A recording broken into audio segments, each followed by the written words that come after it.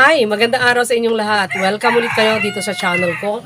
At para dun sa mga bago, ang channel ko ay nagbibigay kaalaman at idea tungkol sa poultry farming at egg marketing business. Kaya kung nandyan na rin lang kayo, panooring buo ang video para buo rin ang kaalaman at idea ang makukuha nyo.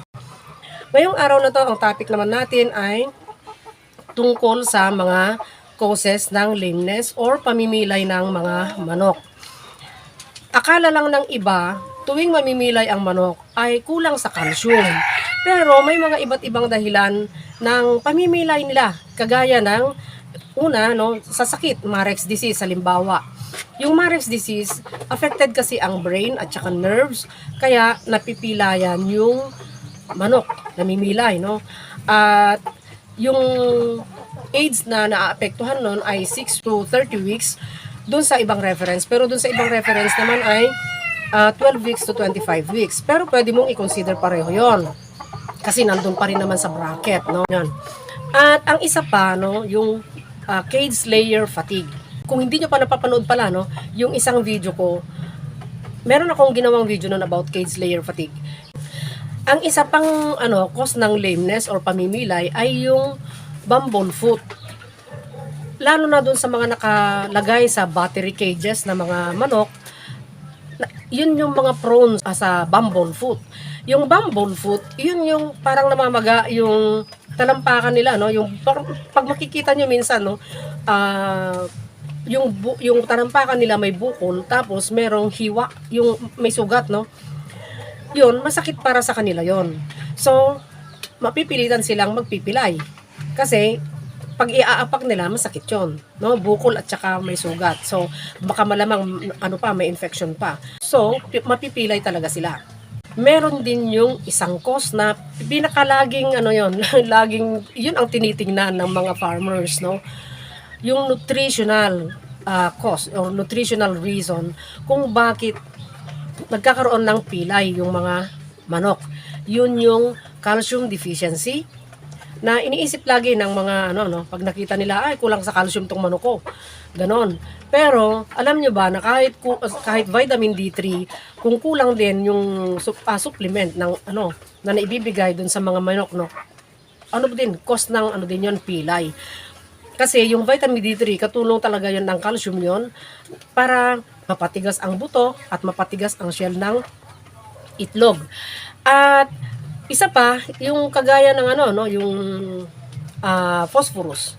Yung phosphorus kasi kung imbalance ang ang ratio nila ng calcium, magkakaroon din ng pamimilay or pagkasira ng shell ng itlog. Kung lagi kang gamit ng calcium na hindi mo naman chine-check yung ratio ng phosphorus doon, no? Tuwing iisipin mo, may pilay ang manok ko, gagamit ako ng calcium. Kailangan kong gumamit ng calcium kasi para ma-prevent ang pamimilay ng manok ko. Tapos hindi mo pala alam na i-imbalance na yung phosphorus, di ba? So, masisira pa rin yung yung buto at saka yung shell ng itlog kasi nga imbalance yung ratio ng phosphorus at saka yung calcium.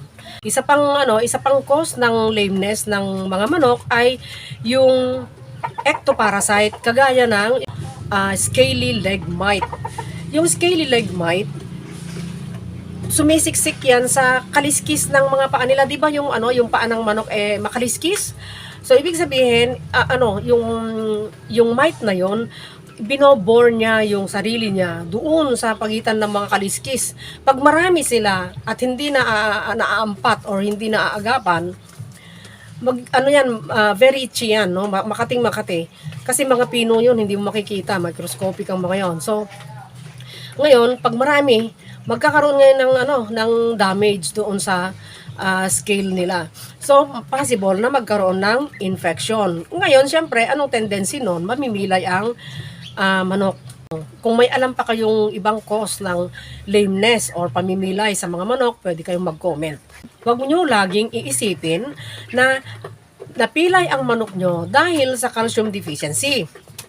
Kailangan munang tingnan nyo maigi, tingnan nyo kung may bamboo foot, tingnan nyo kung yung lagayan ba niya okay lang siya, di ba? Baka naman cage layer fatigue na yan, or baka naman may scaly leg mite na, di ba? Ganon. So, yun, sana may natutunan kayo dito sa video ito at nakapulot kayo ng konting kaalaman. Huwag niyong kalimutang mag-like, mag-subscribe at pakihit ang notification bell para sa susunod na mga videos ay ma-notify kayo. At salamat sa lahat na mga nagko-comment, nag-share at saka yung mga nagla-like syempre, di ba? At syempre yung mga bago kong subscriber, welcome kayong lahat. Ulit-ulitin niyong pumunta dito sa channel ko. Marami kayong matututunan. Yung mga dati kong subscriber na, salamat sa inyong lahat. Sana pagpalain tayong lahat.